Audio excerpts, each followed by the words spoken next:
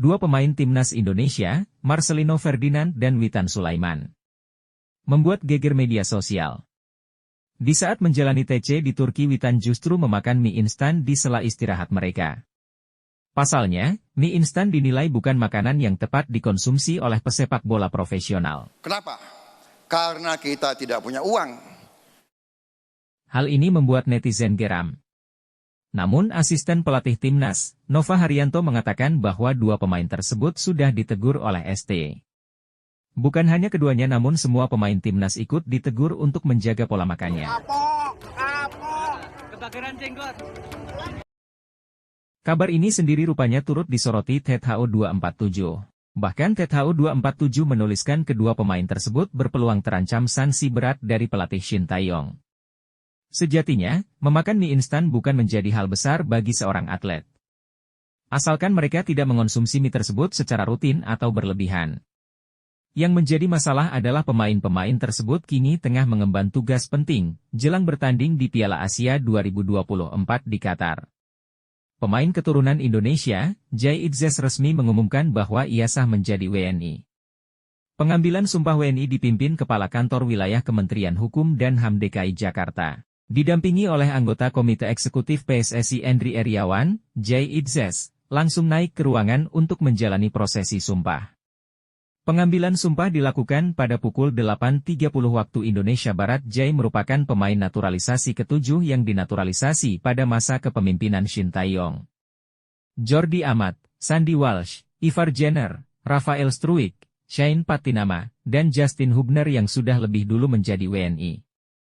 Idzes belum bisa langsung membela timnas Indonesia kalau semua administrasinya selesai. Dia baru bisa turun saat Indonesia berlaga di kualifikasi Piala Dunia 2026 melawan Vietnam pada bulan Maret. Idzes merupakan pemain kelahiran Mierlo, Belanda. Namun memang dirinya memiliki darah keturunan Indonesia berasal dari sang ibu, yang mana kakek dan neneknya berasal dari Jakarta. Pemain keturunan Tom Haye sudah tiba di Indonesia untuk melakukan proses naturalisasi. Pemain keturunan Indonesia, Tom Haye telah mendarat di Jakarta pada Kamis, 28 Desember 2023, sore waktu Indonesia Barat. Haye yang masuk rencana Shin Tae-yong pun akan memulai proses naturalisasi agar bisa memperkuat timnas Indonesia. Haye tampak gembira setelah mendarat di Indonesia. Dia tak sabar untuk segera menjadi warga negara Indonesia, WNI, hingga membela timnas Indonesia. Tom Haye bukanlah pemain sembarangan.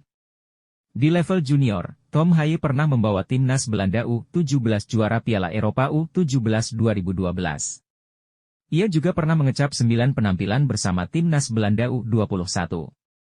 Tom Haye memiliki darah keturunan Indonesia yang berasal dari kakek dan neneknya. Setelah melengkapi dokumen pendukung, dia diwajibkan datang ke Indonesia dan menjalani beberapa agenda yang sudah dijadwalkan.